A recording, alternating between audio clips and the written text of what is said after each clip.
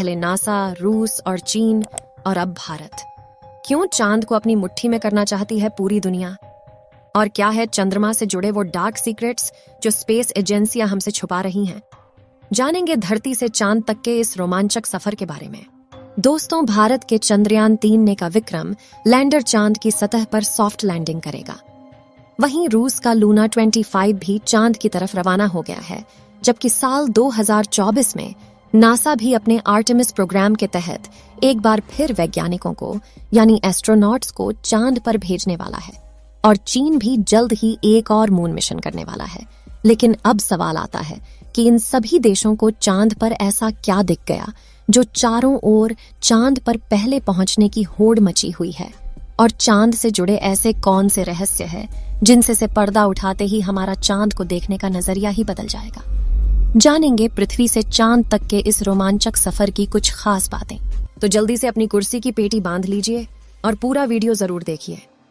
दोस्तों, चांद हमारी पृथ्वी से 3,84,400 किलोमीटर दूर है और अगर हम सीधा रास्ता पकड़ते हैं तो इसी के आसपास डिस्टेंस में ही हम चांद की सतह पर पहुंच जाएंगे। जबकि भारत के चंद्रयान 3 के रास्ते से हमें चांद पर पहुंचने में 42 दिन लगेंगे, क्योंकि चंद्रयान 3 ने चंद्रमा की तरफ जाने का अंडाकार रास्ता चुना है, जिसमें वो पहले पृथ्वी के चक्कर लगाकर चांद की ओर एक लंबे रूट से बढ़ेगा और फिर चांद के चक्कर लगाकर लैंडिंग करेगा। हालांकि यह रास्ता काफी किफायती तो है, लेकिन इसमें हमें एस्ट्रोनॉट के लिए बहुत खाना, ऑक्सीजन और पानी की जरूरत पड़ेगी, जिसे स्टोर करने के लिए बड़ा स्पेसक्राफ्ट चाहिए होगा। और इस रास्ते से जाने पर 30 लाख किलोमीटर की दूरी तय करके हम काफी थक भी जाएंगे। इसलिए चलिए हम अमेरिका और रूस वाले सीधे रास्ते से ही चांद की तरफ चलते हैं और इस रास्ते से हमें चांद पर पहुंचने में 4 से 5 दिन लगेंगे। जब स्पेस क्राफ्ट का लैंडर आपको चांद पर उतारेगा तो बाहर आने के लिए आपको सबसे पहले अपना स्पेस सूट पहनना होगा, क्योंकि चांद पर काफी पतला वातावरण है और इसमें ऑक्सीजन मौजूद नहीं है। इसी वजह से सांस लेने के लिए आपको स्पेस सूट के पीछे लगे ऑक्सीजन सिलेंडर का सहारा लेना होगा। स्पेस सूट पहनने के बाद जब आप चांद की सतह पर कदम रखेंगे तो खुद को काफी हल्का महसूस करेंगे। दरअसल चंद्रमा का गुरुत्वाकर्षण पृथ्वी से 6 गुना कम है, इसलिए अगर पृथ्वी पर आपका वजन 60 किलोग्राम है तो चांद पर यह सिर्फ 10 किलोग्राम हो जाएगा। इसी वजह से पहली बार चांद पर कदम रखते ही शुरुआत में आपका बैलेंस बिगड़ेगा और आप चलने के बजाय उछलते हुए नीचे भी गिर सकते हैं। इसलिए चांद की सतह पर संभल कर कदम रखना जरूरी है। खैर, अब चांद की सतह की बात करें तो यहाँ पृथ्वी की तरह सीधे रास्ते नहीं बने हुए हैं, बल्कि चांद की सतह ऊबड़ खाबड़ है और यहाँ जगह जगह पर चट्टानें, पहाड़ और बड़े बड़े क्रेटर यानी गड्ढे हैं। चांद पर यह गड्ढे तो 20 सालों से गिर रहे उल्का पिंडों की वजह से बने हैं और ये 100 सेंटीमीटर से लेकर 25 किलोमीटर तक बड़े हैं। वहीं चांद की मिट्टी यानी कि लूनर सॉइल बिल्कुल ज्वालामुखी से निकलने वाली राख जितनी पतली है और इसका रंग भी पृथ्वी की मिट्टी से ज्यादा डार्क, बिल्कुल सीमेंट की तरह होता है। इस मिट्टी में खुरदरापन न होने की वजह से आप जैसे ही इस पर कदम रखेंगे तो आपके पैरों के निशान बन जाएंगे, जिस वजह से चांद पर सबसे पहले कदम रखने वाले एस्ट्रोनॉट नील आर्मस्ट्रॉन्ग और बज एल्ड्रिन के पैरों के निशान आज भी मौजूद है। अब चांद की खूबसूरत जमीन देखने के बाद साथियों, आप अपनी नजरें जब ऊपर की तरफ करेंगे तो आपको हमारी पृथ्वी भी दिखाई देगी। जैसे पृथ्वी पर चांद का उदय होता है, वैसे ही चांद पर भी पृथ्वी का उदय होता है।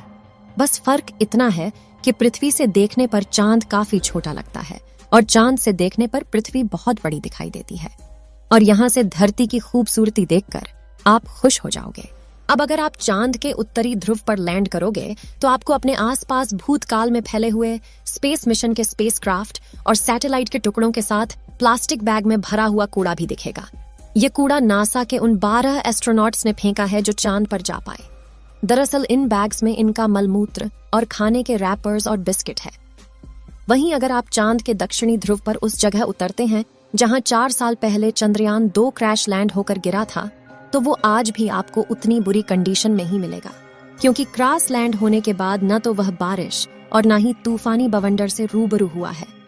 इसलिए अगर आप उसे अपने स्पेस क्राफ्ट में फिट करके पृथ्वी पर वापस ले आए तो उसे ठीक करके वापस भेजा जा सकता है।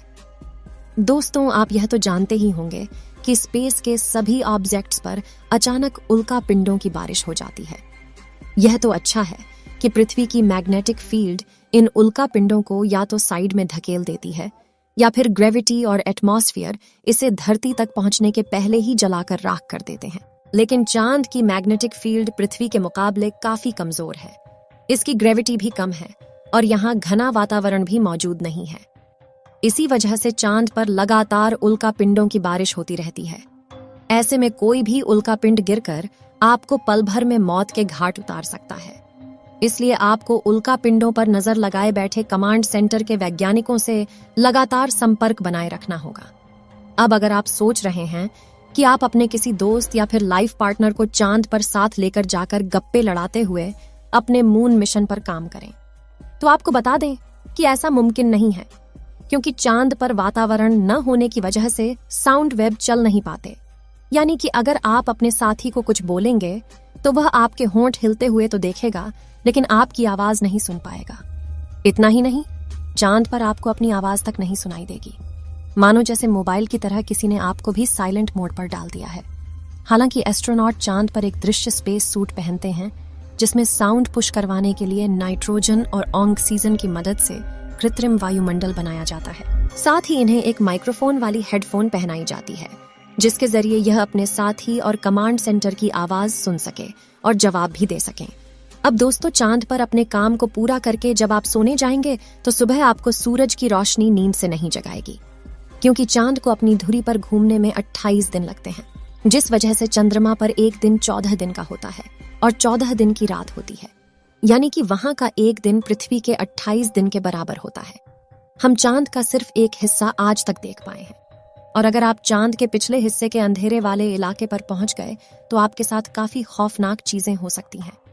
बता दें कि चांद पर कई सालों से सोच कर रहे कुछ वैज्ञानिकों का यह भी कहना है कि भूतकाल में वहां कोई एलियन सभ्यता बसी थी।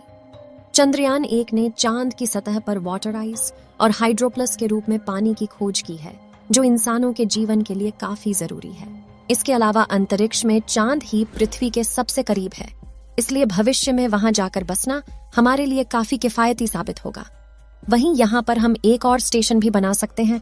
इन्हीं कारणों की वजह से सभी स्पेस एजेंसी चांद में सबसे ज्यादा दिलचस्पी दिखाती है। तो दोस्तों, अगर भविष्य में मौका मिले तो क्या आप चांद पर जाकर बसना चाहेंगे? अपनी राय कमेंट में जरूर बताएं। आज के लिए इतना ही। आपकी आखिरी जिम्मेदारी इस वीडियो को लाइक करके शेयर करने की है। इसे ज्यादा से ज्यादा मित्रों तक शेयर करें ताकि उन्हें भी जानकारी मिल सके। और भी ऐसी ही नॉलेजेबल वीडियो के लिए अपने भरोसेमंद चैनल को सब्सक्राइब जरूर करें और बेल आइकन को ऑल पर सिलेक्ट करना बिल्कुल ना भूलें। वीडियो को अंत तक देखने के लिए धन्यवाद।